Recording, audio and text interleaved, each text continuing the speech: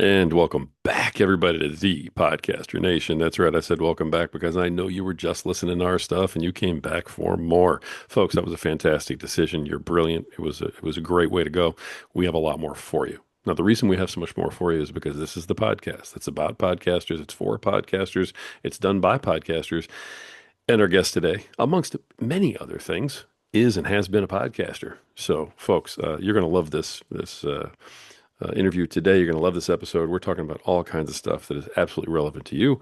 This is the place where we all come together to raise each other up, and this is the place where the rising tide truly raises all ships. So let's get sailing and bring in our guest today. Um, let's see. In addition to being the host of the really cool YouTube podcast, 5 Minutes with Dad, he is also the managing partner and CEO of the company that brings you, and you may have heard of this before, Podfest. Okay, he's a speaker. He's an author. He is a ghostwriter. He's got a heck of a story. Used to be an attorney. Got into all this as well. Folks, please welcome to the show Nick Pavlidis. Nick, how are you doing today, brother?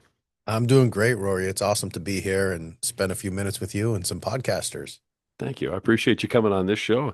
I had the great pleasure of having you on one of my other podcasts, and loved everything you had to say there. I thought we had a great episode, and it wasn't even the beginning of your story.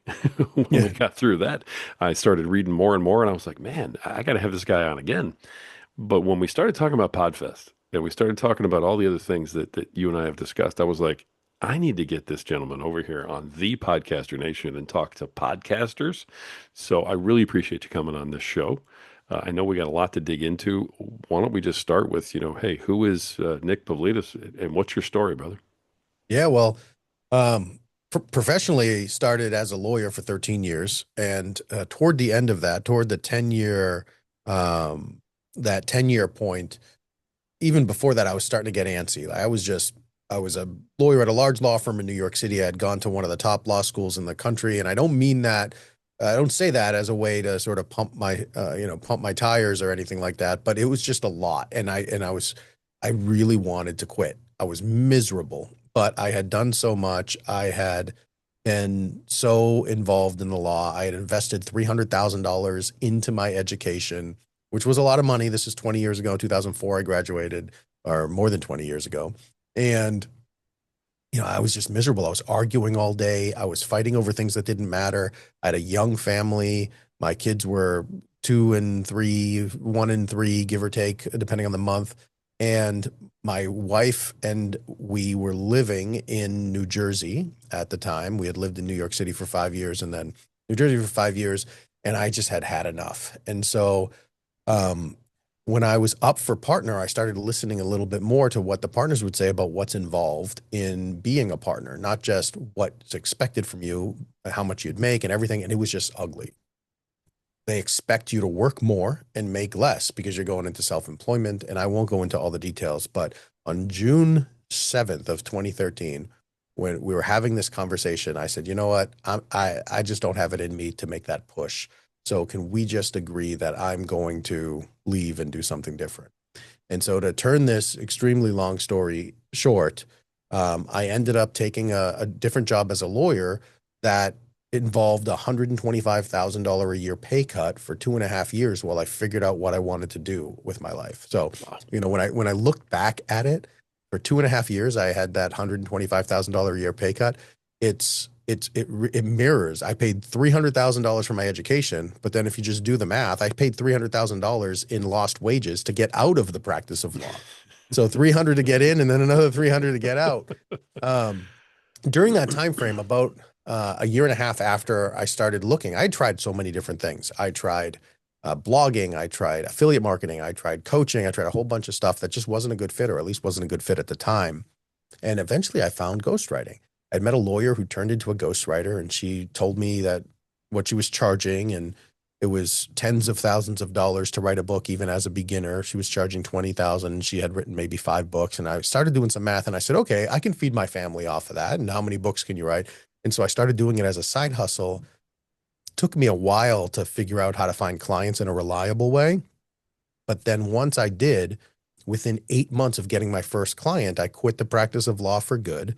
And have not looked back. I've now been ghostwriting for 10 years. And it's really, really odd to say that because I practiced law in New York City for what feels like forever for 10 years. And then I've been ghostwriting now for 10 years. Now I had that other job for 2.5 along the way, but so I'm not quite ghostwriter longer than lawyer, but still it's a long time. And so what I started doing was I started listening to what my clients would ask. And as I'm writing their book, people would say, well, what do I do with this thing now? How do I make money off of this thing? And so I spent the last 10 years building influence, impact, or control over everything thought leaders, everything that someone with a passion for a message or a method or something um, needs to become successful. And so I started collecting influence, I guess, in the publishing world, in the broadcasting world, in physical stages. And fast forward to today, I now own or control 7 or 8 brands that all help creators make impact, reach new audiences, make money, including a book publishing company, including a bookstore that helps authors fulfill orders from their websites, including digital marketing funnel companies, including ghostwriting agency training for writers to become ghostwriters, and ultimately Podfest, which is the largest independent creator conference in the world that helps podcasters make uh, make a real impact. You and I were talking before we jumped on, Yeah. and what I like to say about Podfest is that all the people, resources, and information a podcaster needs to become successful will be in those 4 walls. You can count on that every year to show up for 3 days in Orlando or wherever it may be in the future and leave knowing you have connections, you have content, and you have resources to make the next year your best year, whatever year that is. Beautiful. Now, that was a kind of a big nugget you just slammed on there, or wherever it may be in the future. Is that a little warning to the folks in Orlando? Like, hey, Well, it could be. I mean, there are a lot of there are a lot of conferences that travel. And so we had a sponsor, real player in the podcast industry, one of the original executives in the podcast world, come to Podfest last year, comes every year. And this was my first year in the spotlight, so to speak. My partner, Chris Kremitzos, founded it and grew it to where it is over 12 years. And this is my first year stepping in front as CEO to be more involved. And he and I were talking, and I said, "What did you think?" And he's known to be critical, because he really likes podcasters, and he's really passionate about the podcasting world. And he said it was amazing. He's like, "Have you thought about doing 2 a year?" And yes, I have, but I know we can get 2,000 whatever people registered, 3,000 people registered for an Orlando event once a year. I don't know that we can get those same people or additional people to go to Los Angeles or to go to Chicago or to go to Dallas. So we did a different event called VidFest in Atlanta, and that was successful. And then I did an event called Future Proof Author, which is for writers to develop writing careers, sell more books, get better hmm publishing, things like that. And that went well in Atlanta, but nowhere close. I mean, granted, it was a first time event, but nowhere close to the 2,000+ people that Podfest attracts. So maybe someday that we will move, but for 26 and 27, we're already locked and loaded for Orlando. Nice. Okay. I was gonna say I've been trying to, get myself together to get out there for for Orlando. So don't tell me it's moving now. Yeah, no, no. And families like it. They can pop on over to some of the theme parks, etc. So we like it. Yeah, excellent, excellent. I love that. I mean, you unpack so much, man. You've got this huge story that we could talk about any piece of it for an entire hour and not even blink. I want to make sure I point out to everybody in terms of how you built yourself up in the ghostwriting part of this, being an entrepreneur and creating something out of nothing, so to speak. You did this with no internet help. I mean, you were not like over on Fiverr or, Odesk or something, trying to get Hmm. clients that way. You did all of this through word of mouth. Yeah, yeah. So I when my when that lawyer turned ghostwriter told me how she got business, that was the one thing that gave me pause because she had subscribed to like a list serve. She was on like an email list for a ghostwriting agency. And every time they got a new client, they'd send out an email to all of their writers and say, who wants to bid on this project? And for me, like, I'm the only one earning an income for my family. I have a wife and two kids. I could not bet their future on XYZ ghostwriting agency being able to feed enough volume my direction and then me winning out of one of however many people are bidding on the projects. So I committed, and that's partly why sometime in the spring of 2015 is when I committed to becoming a ghostwriter, but I didn't get my first client till December of 2015. And it's not like I did full time. I was still practicing law full time. So like it was a consistent, it was a consistent effort, but not a lot of effort. Like it was basically, I would work an hour a day networking, um, writing content, researching, and I didn't even do it every day, but I did it like for basically from 8:30 p.m. until whenever I lost steam after practicing law for 12 hours. Right. I would work on building it. And so I committed to building it with a $0 marketing budget. And so because I knew even at the time I knew Facebook algorithms could be changed in a heartbeat. When people go to Fiverr or Odesk, Upwork now, um, Right. you're people generally are going to look. There are two types of people who go there. One is the people who just don't know where to look, so they end up there. But they're more open to spending for a true professional. But the vast majority of people who go there are looking for the lowest acceptable quality, lowest priced acceptable quality. So Right. you're on a screen with six other people, and you might have a price of 1900. They have a price of 19 or 1899. That person's going to get the click, and they're going to, and if they're acceptable, then they're going to get the job. So I didn't want to compete on price. And I also wanted to charge a premium rate because I wanted to provide premium services. So I didn't want people to buy me based on price. I wanted them to buy me based on value. And so, yeah, I have spent a total of $22.15 advertising my ghostwriting. And that was as a joke in 2018. I sent some donuts to a radio station to see if they'd mention my name, and they did twice. So, yeah, it was all what I call what about me marketing, where I talk to people about writing books, and they recognize the value of the way I do things, which is different than a lot of writers do. And then they say, well, what about me? Can you work with me? And then when my clients become successful, just like with Podfest, just like with my publishing company, Morgan James Publishing, I have a one sentence business plan. And that's if I help enough people become successful, I never have to worry about my own success. So literally a guy I wrote a book with 5 years ago emailed me today to introduce me to someone else. Because when people look at them and say, hey, how did you do it? They, they say, I don't know, you just got to talk to Nick. So literally I have an email from about 45 minutes ago from this guy. He's a nationally syndicated radio host. He published his book a long time ago. Someone has a couple of children's books that they're interested in publishing. Get in touch with Nick. Nice. And at this point, you own your own publishing house too, right?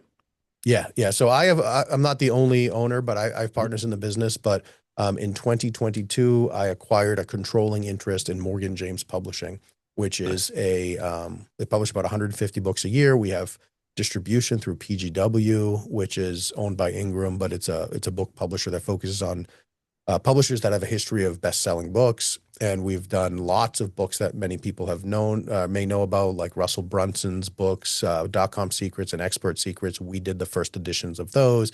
We did the first edition of Jeff Walker's Launch. We did the first edition of Brendan Burchard's The Millionaire Messenger. We're actually doing Bob Berg's next book. He wrote The Go-Giver, which is a multinational bestseller. We do a lot of guerrilla marketing books. So we do a lot of thought leader books and others. But yeah, so that was one of the things. How do I publish this thing? And so I figured out a way to be able to impact that. Nice. There's a lot of aspiring authors in the audience. I already know this for a fact.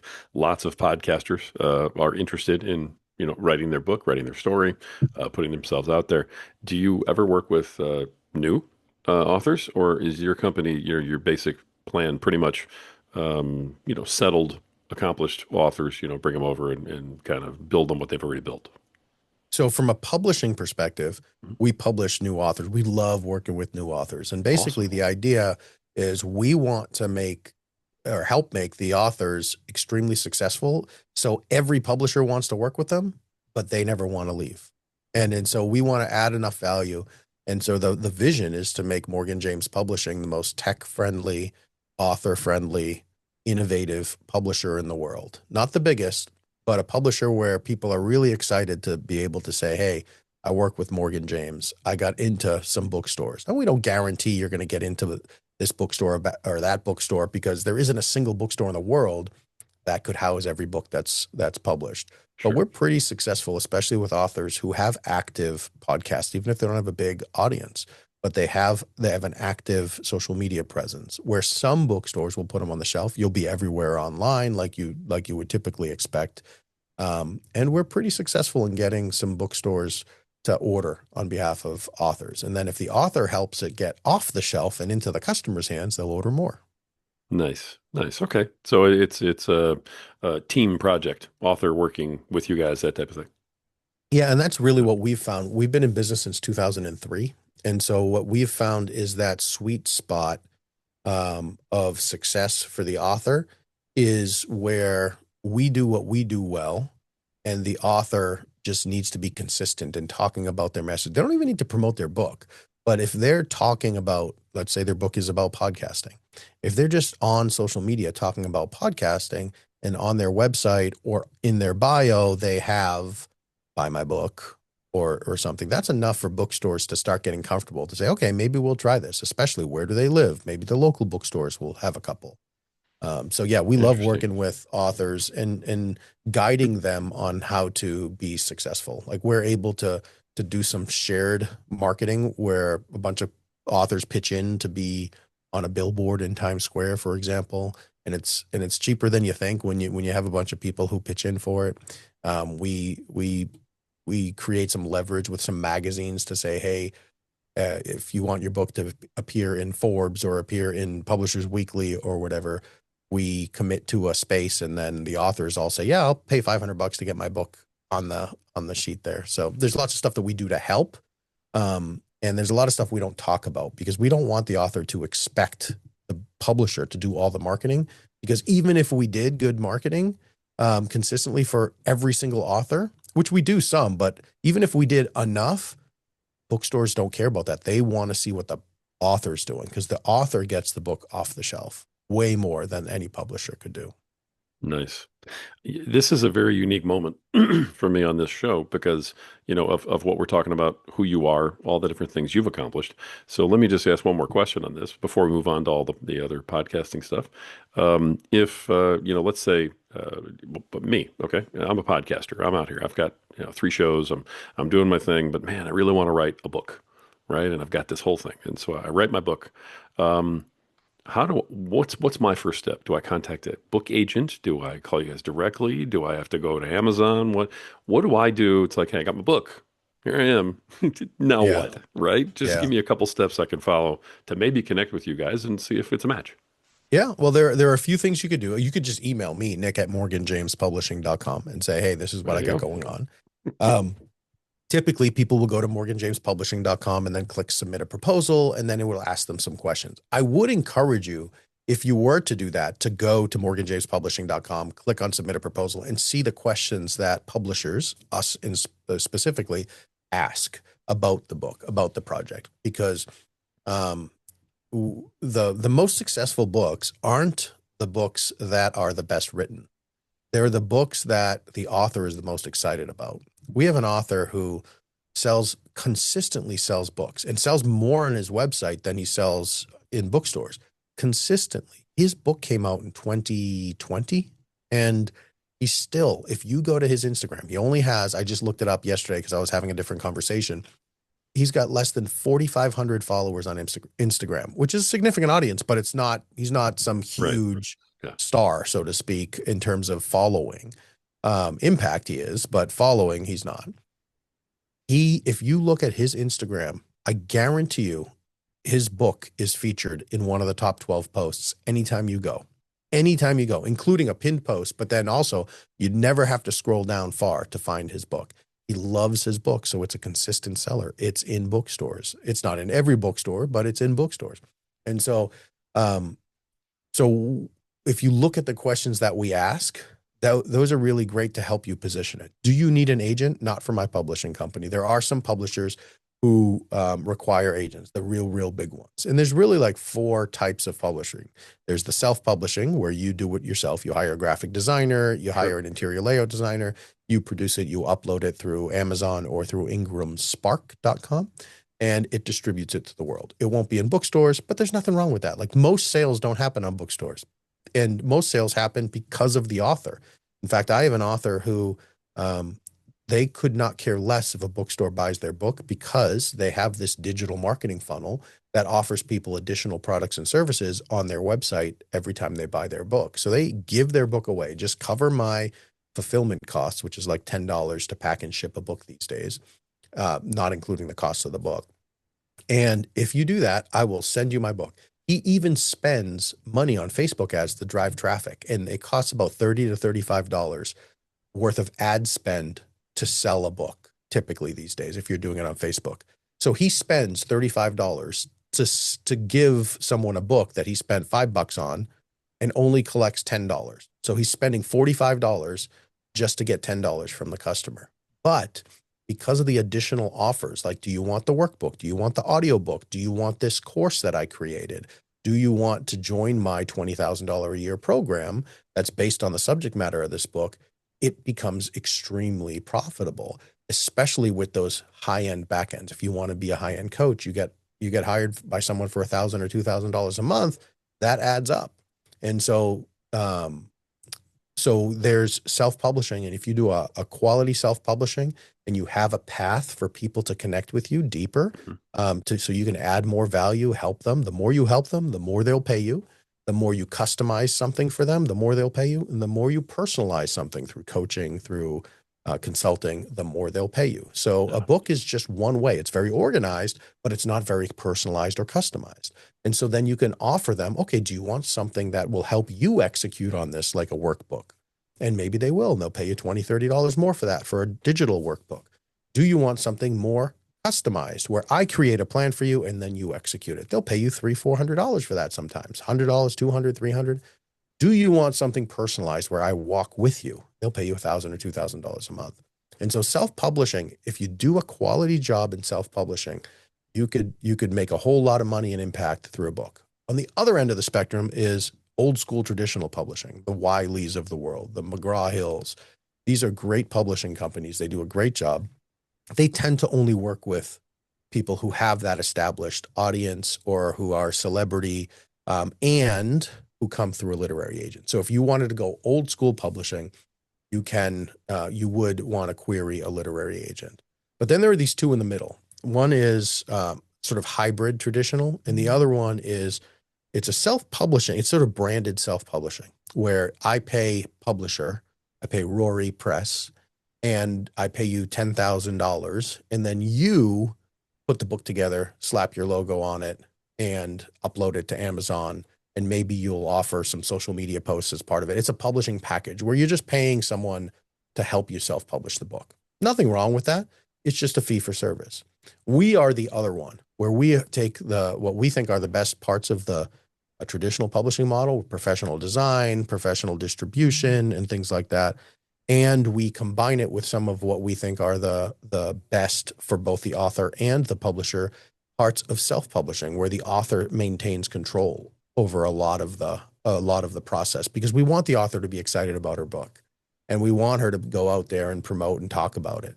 So if you were to go old school traditional, then you need a literary agent. The others are just shopping around or submitting directly for most of them. Some of these sort of hybrid traditionals do prefer literary agents. We don't mind if you have one or don't. We do get a lot of submissions from literary agents because they like how we do what we do, but you don't have to. Interesting. Wow, that was a ton of information. I absolutely love that. Thank you for just diving so deep and telling everybody. That's Yeah, my great. pleasure. That's great. All right. So let's move on a little bit over back into, the podcasting realm, just so that I can establish, hey, I mean, you've done podcasting, you've been here, you've done that. You had a podcast that was Confessions of a Terrible Husband, and you currently, still have the YouTube 5 Minutes with Dad, which Yes. I guess both of them kind of blew up for you. You want to tell us just a little bit about each one and Yeah. how they took off? Yeah, I have had four podcasts. When I first started, I started a Oh, podcast that's a limited run called Attorney Marketing Institute, where I was applying some of the things that I did even as a young lawyer to attract clients to a large firm. Um, I was putting it out there um, for people to use because I even as a second year lawyer, I was getting a lot of business for my law firm. People were shocked at because the marketing plan for lawyers was basically just, all right, just sit down and do your work, and eventually someone will die and you'll inherit their book of business. And as a second year lawyer, I had 75 um, in-house counsel come to hear me speak at my law firm, and they all wondered what I did and why I did it and how I did it. And so I loved marketing, and so I started Attorney Marketing Institute, did it for a limited run, but really don't have it in my heart, or didn't have it in my heart, to stay in the law firm world right there. I love helping lawyers now, and law firms. I've done some speaking and consulting at law firms to help them bring their marketing forward. Um, but that was a limited run. I also do a little bit more actively a podcast called Get Paid to Write. And it's basically how to turn your love and passion for writing into a ghostwriting business so you can put me out of business as a ghostwriter. And because I can only write, I only plan on writing another 300 books between now and the time I leave for better places, hopefully. So I'm not worried about competition, and I've written more than 100 books in these 10 years. So most of my books are like one thing I'm really excited to or really proud of is that I've been hired for more than one project more frequently than I've been hired for just one project. So for my 300 books that I'm going to plan on writing between now and the end or the beginning, depending on your perspective, um, I probably only need another 200 clients. So there's plenty of work to go around. So, nice. so I have the Get Paid to Write podcast where I share how people can do what I do. And then I did start Confessions of a Terrible Husband. That was based on a book that I wrote by the same name. That is basically about how you can do all the big things right in a relationship. You can be gentle, you can be faithful, you can provide, but if you do enough of the little things wrong, your relationship's going to struggle. And so this is sort of like the non-expert getting on, talking about what he's doing to improve his marriage in the open. And it was really, really cool. I got tens of thousands of people downloading it in the first month. It came out in 2014, I think. So it was a time where there weren't as many podcasts, but I was one of the first podcasts I was reached out to. I hosted through Libsyn, and so Libsyn had all these early relationships with Spotify and iHeartRadio and things like that. All the stuff that now as podcasters we just expect. We click a button and it's everywhere.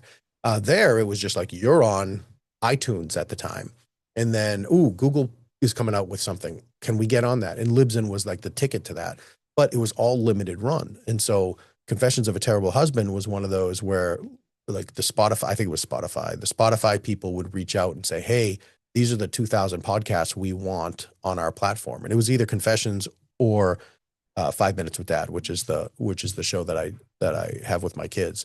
And so I did that. I did I don't know, maybe 50 episodes or something like that.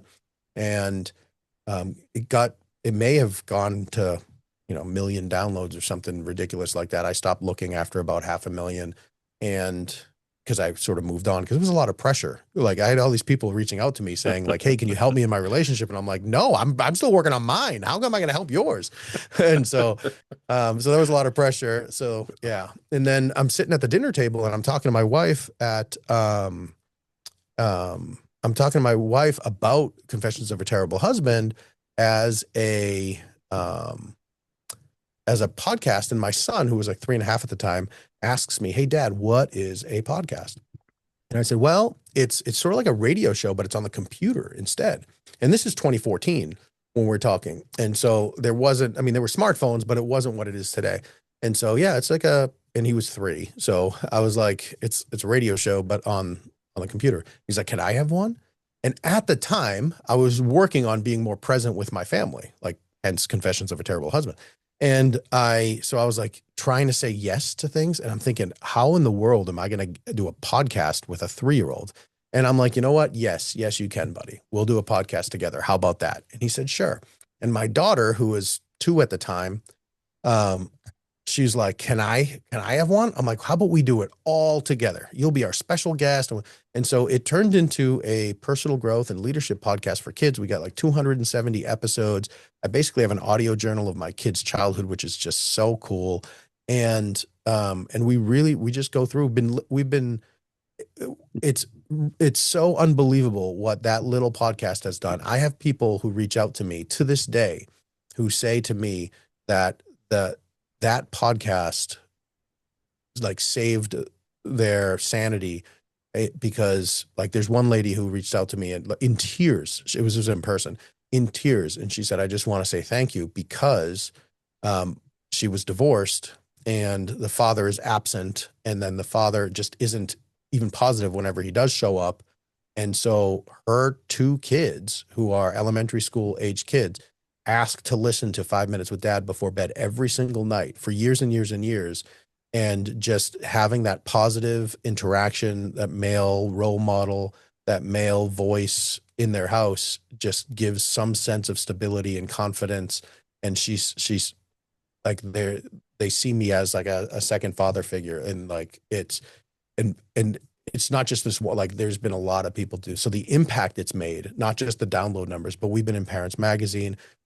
Our show is frequently a mental health resource in school districts. There's one school district in New Jersey that has it. It's like these 2 kids just asking a simple question, can I have one of those? And me having the I don't know, the whatever the I hurt myself thing is, if it's sadist or masochist, whichever one that is, to say yes, has really just unpacked so much positivity in the world. We've been in all these lists, even to this day. Like in 2025, we were on some big Life Journal top 40 positive podcasts for kids or something.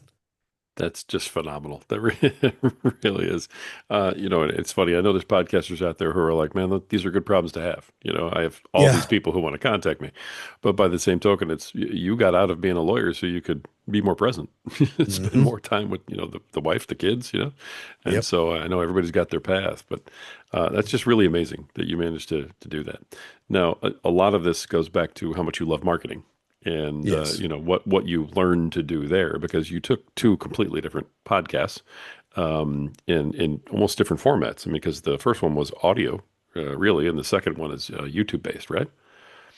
Well, 5 Minutes with Dad, it is still published through Libsyn, but most people end up finding it on YouTube. But it's Hmm. not a YouTube where it's a video podcast. It's just Right. our logo there. So it's still audio on YouTube. But we did publish quite a bit through YouTube, and we were going to do a little more video, but I don't know. I just did not want my kids to be too out there in terms of video. Yeah. My son's a little more introverted too, so one of the cool things about this podcast is it was really hard to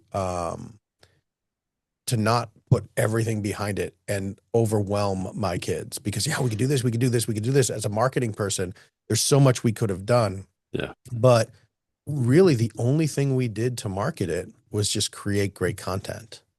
And Nice. we shared a little bit on social. Like all the YouTube stuff is automated. It just goes from Libsyn to YouTube. Like it's the most basic thing, but like even with that show, we've done zero effort, and we have something like 5,000 people following us on Instagram, on Twitter, X or whatever. Like, but somewhere between 5 and 10,000 on all these. So we have probably about 50 to 100,000 social media subscribers, and we don't even really post. And so it's really a testimony to when you're passionate and excited about something and people can feel authentic enthusiasm for a topic, your people find you. And if you can then put some good marketing principles behind it, which we barely did because just of, the nature of I was busy, and this was really just designed to exercise a really cool muscle and put me in front of my kids for 15, 20 minutes a week just to have cool conversations. It wasn't designed to be a business. Um, if you do all those things and you have this enthusiasm, people find you and people get energized by it. Where, there's a lot of people, depending on your perspective on faith and whatever, what you call it manifestation, you call it the universe, you call it God, when it all sort of boils down to energy when you're interacting with people, where you feel this positive energy when you walk in a room and there's some spiritual connection, whatever it is. And you can convey that even in audio. If someone's listening and you just feel, hey, I just want to be around that message or that energy. And then you go into a room and you see someone sitting there and they're a grump and they just suck the energy out of the room, right? And Right. so this was just something where I just got on the microphone and there was nothing else going on in the world. We would just talk for 10, 15, 20 minutes about leading by example. And we'd use a story from our life about how my daughter was lining up for a race and her cousin was standing next to her. And it was a little 100-yard dash or 50-yard dash road race. And the cousin's like, I'm not running. And my daughter did not try to convince her to run. When they shot the popper to say go, my daughter just ran. And wouldn't you know it, her cousin followed her and they came in second and third place. She got her cousin to not just run a race, but win a medal, not by telling her what to do, but just leading by example, just by running. So we have all these really cool Right. conversations. Yeah, I love it. I understand too the hesitancy of putting kids on video, and putting it out there. I mean, there's always that hesitancy, but it sounds like you made a lot of really really good decisions with this, and it really took off for you. So I mean, yeah. congrats on the success of your podcast. Thank you. Now I know that at Podfest, I'm definitely want to talk about Podfest a little bit here while I have you, because I mean you're one of the guys that puts this on. I know that you speak there. I Um, do. and so as a speaker, is this the topic that you were usually covering? Is this kind of thing? Is it marketing? Is it, how to get your podcast out there? Or does it change every year?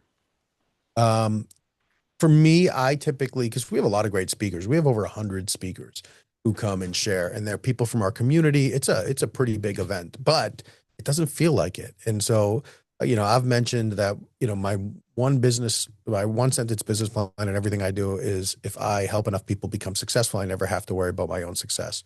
And so, um, with Podfest, it's if we help enough independent podcasters become successful, we never have to worry about our own success. The sponsors will want to be there and help us keep ticket prices low. More people will be there every single year. And so we won't have to backfill and find new podcasters because it's a family reunion. And so I'm of the mindset that I want the best people who are speaking on a particular subject to speak. And that's often not me. And so I tend to focus on thought leadership, on the publishing side of things when I do speak. But I am also on stage talking about big picture things. So I do speak a little bit about podcasting. I speak a lot about networking. So I am one of those folks who has never left a conference, no matter how small it was, without at least $100,000 in leads for ghostwriting or for something else. A I was just at a conference last week that we were holding as we are talking about. It's called Future Proof Author. And then there was VidFest there. And there were only about a couple hundred people there total. Like we sold like 300 tickets and 200 people showed up, which is just really strange to me. It's something I still don't quite understand why people will buy a ticket and then not show up, but life happens and whatever. So there were about 200 people there. And I only got to have conversations with a couple dozen, more than $100,000 in leads for ghostwriting, for publishing. And it's not because I'm some salesperson. It's because when you go, I am an introvert. It's really hard to get me to approach someone, but in a conversation, I'm fine. On a stage, I'm fine. And so I did speak about several topics there in the author space, but people listened to some of what I said and said, "Hey, can you do that for me?" And so I speak a lot about how to get value out of Podfest.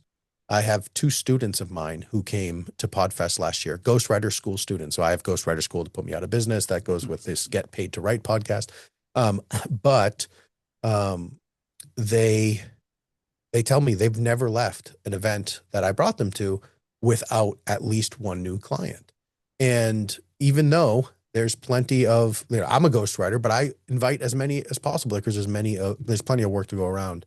So I will speak to, hey, how do I actually get value out of these podcasts, out of these conferences? Because there are people who go to conferences and they're spending money, and even if they're the most outgoing person, they just leave with a vacation. I want people to leave with, I've said this before, I'll say it again. Our promise is all the people, resources, and information you need to become successful will be within those four walls. And my responsibility is to try to help you find it. It's a little bit of a maze. There's a lot of people there, but how do you go there and how do you get help, even if you're introverted, to leave with contacts, conversations, and momentum? Wow. I mean, that's that's kind of the question right there, isn't Mm-hmm. it? In the time that we have left, if you don't mind, maybe you can let people know, how do you get the most out of this? Yeah. If it's your first time, especially, I'm looking at possibly going in January for my first time to Podfest. So as I walk in, I'm going to see thousands of people. I'm going to see all these booths. I'm going to see all this stuff, right? All these rooms, all these speakers. What's your best piece of advice to folks who are going to this event so that they can get the most out of their time there? Uh, so my best advice would be, no matter how introverted or how shy or whatever it is you are, just commit to making three friends on day one, and or bringing three friends with you. And so what I do at every conference is I never say, hey, I'm going to this conference and just go. I will reach out and say, who's going to this conference or who else in my world would be a great fit to go for this conference.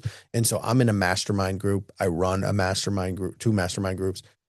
And I always have a couple of people with me. And we split up. So if we have four people there, I'll go with one person and two people will go with one person. And we generally don't just all walk around together. And so the idea here is I am so much better at selling Rory than I am at selling Nick. And so I will walk around Podfest looking for people to introduce you to. And you will walk around Podfest looking for people to introduce me to. And so you'll have a conversation. And when you hear book or when you hear publishing or when you hear marketing or whatever, you say, you know who you need to meet? I need to introduce you to Nick. Nick, he's a marketing guy. He owns a publishing company. I don't know how, but I know he can help you. He's just a good person to know. And that's so much easier for you to say than we need to work together. I can help you so much. And so what I encourage people to do is either go there. If you got to go by yourself, that's okay. But I would encourage you to bring three people with you and just be each other's wing people. Go out there looking for relationships, having those conversations, start conversations on behalf of someone you care about. If it's about getting your kid into college, you will go start a conversation. But what if it's about freeing up your time so you can build this momentum and maybe some income so you don't have to work as much, or so you can shift from working in your in the job that you don't like to a different job that you like more, that frees up your time to do your side hustle or maybe transition into this.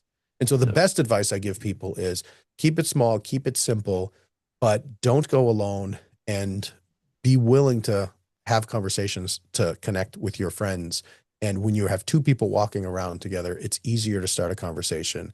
And when you're not looking to sell yourself, you sell the other person, you have three people out there looking for connections for you. So you don't have to worry about that. Nice. That's a great strategy. I mean, that really is. Just from a Thanks. sales standpoint, I love that. So, Well, and the last piece that I will give on the advice on how to make um, value from conferences is business cards are fine. You can exchange them. But if you really want to talk to somebody, you have your calendar in your pocket. They have their calendar in their pocket. If you're talking to someone and said, we should touch base. This sounds great. You have a card? Yeah, absolutely. Here you go. Here you go. Um, how about we just open up your calendar and let's just schedule it now? Because I know when I put that business card in my backpack or on my desk, it's going to sit there because the world is going to interrupt. But if it's on my calendar, I'm going to do it. And so when you're there and you meet somebody or someone introduce you to someone, have a short conversation. And if you feel in good energy, say, you know what, this is great. Hey, why don't we continue this on Zoom? Do you have a calendar link? I'd love to book on your calendar now, or let's just take out our phones and find a time to talk next week. Right on. Great idea. Great advice. I love that. Okay. I always ask a corny question of everybody, and you're no All right. different. So you're not going to escape this. When it comes to podcasting in general, and for you, that's pretty wide open because you've done them, you've promoted them, you've got the Podfest, I mean, everything else. When it comes to the world of podcasting, is how I will put the question to you. What is it you love about that the most? And what is it about all of that that you really just can't stand? What I love about podcasting is there's no barrier to entry. It's probably the same thing that I love and I can't stand is that there's no barrier to entry. Because the best things have some sort of obstacles, right? It's sort of like I call people when you go through a tough period of time. I got real sick in 2022. I was in the hospital for a while and still sort of coming back from it all. I'm fine, but I just had this full body inflammatory attack and could not exercise, could not, I had to do 4+ months of 5 day a week, 5 hour a day hyperbaric oxygen therapy because my bones started, it was crazy. And Wow. so, um, but I kept a positive mindset the whole time because all of these obstacles that were put in front of me, I just see as sandpaper. It's rough to go through, but at the end, life is much smoother because you have gone through it. And so I love that there's no barrier to entry and that you can get podcasting even without a microphone. You can just talk into your computer. The audio won't be great, but you know what? Somebody somewhere needs to hear your message. And I don't care how great your audio is. If your message stinks or you're boring or whatever it is, you're not going to have as much of an impact because you're not going to get that positive energy field. But if you're passionate about something, there's someone out there who's stressed. There's someone out there who needs an escape. There's someone out there who needs you, and you can be there and you can publish for free. You can go on YouTube and just upload your audio from your phone, from a laptop, and you can just make that impact. And I love that about podcasting, that there's no barrier to entry. At the same time, because there's no barrier to entry, there are a lot of people who podcast about what they think they should podcast about, not what they act, what the message they have in their core that they want to share. And so podcasts to me, it's all about energy. I hit play and I can feel it if someone is just going through the motions. Um, so I love that anyone can do it, but I wish there was some sort of way for us to not put a barrier up, but just to go right deep into that heart and say, you know what? I know it's the greatest example is my partner, Chris Krimitsos at Podfest. He loves podcasting, but what he loves in his heart more is parrots, like the bird parrots. And right, so like he approached me a couple of years ago, and he's like, "Hey, you interested in buying Podfest or partnering with me at Podfest?" And I was talking to him like, "Why are you selling?" He's like, "I want to breed parrots." And I was just like, I thought I misheard him. I was like, "What do you mean you want to breed parrots?" He's like, "I just love parrots, and I want to." And he has like hundreds of parrots at his house now. Like he just leaned like if you go to his house, he's got this whole system there where he's breeding these parrots, and it's the coolest thing in the world. And Wow. so if he did a podcast about podcasting, he would give great information. He'd have good energy. But when you watch his brand, Parrot Baby on Facebook is where he does a lot of videos. You can just feel how much he loves these things. And so I think the one thing that I would love for podcasters, it's the same thing as like you're in a job, right? Like there are people who, if you could just snap your fingers and have everybody not worry about what someone else thinks, not worry about what their education was and how much they spent to become a lawyer, if you just snapped your fingers and everyone could just appear in the job that they were created to do, the whole world would just be an amazing place. And everyone would be happy. Some people would make less money. Some people would make more money. Most people would make more money because they're so passionate. They'd rise to the top in whatever that field is. And so I would love to see podcasters just lean into that passion. And for the most part, we have it. Nice. Nice. I love that. I mean, so basically you answered a couple of questions right there. Nick, you've brought so much today. And I mean, I never know how a conversation with you is going to go because you have so many things going on in your life and you've got so much great advice for folks that, I mean, we could just go back and forth. We could have a whole other interview and not not backtrack on the same topic. I just love that. As we're, finishing talking to podcasters here today, and as we're kind of wrapping things up, you've been a podcaster, you've been behind the mic, you understand the idea behind it. Um, what's your best advice for podcasters who are out there trying to make it, trying to get past those milestones? Maybe they're having a little bit of a hard time, maybe they're feeling a little run down, that type of thing. What's the best piece of advice you can give them just to keep going? Yeah, I would say if you can somehow talk to your listeners, like when I had that conversation and multiple conversations, but the one that I brought up earlier about the lady who said that 5 minutes with dad brings stability to their children's life. I had one of my ghostwriting clients say the same thing. She's divorced, and she said that my podcast is the father figure. I am the father figure in her house, and the impact we can make. You don't need to talk to a million people to make an impact. You can change that one person's life. That is huge, and that is why I do it. Now, I understand in the context of, yeah, well, that's helpful to make that, but how do I sustain this thing? How do I make it profitable? And the other thing I would say is, remember why you started, remember why you're doing it, and then offer people ways to go deeper with you. And, we may talk a little bit about digital marketing funnels and things like that when we talk about marketing. But the truth is that there are a lot of people who need services. They need products. They need and they want, which is important from a marketing perspective. There's lots of things we need but don't want. But they want to engage with you. So I would get out from behind the microphone, go to events, network with people, go in a group, just go, like if there's a local event, just start talking with human beings. And when you have this digital side of things where you're consistent with your podcast, you don't need to hit certain milestones. You can have I have a ghostwriting client who they had a podcast. Now it's for professionals, but they had a podcast that would get about 1,000 downloads an episode. It's pretty good. They had like 300,000 downloads total, but it was over several years. And then they had a live event where they would have about 100 medical practices come and pay to learn from them. But they couldn't figure out how to make, because events aren't super profitable. It costs a lot with hotel contracts and things like that. Hmm. So they were like, how do we make money off of this thing?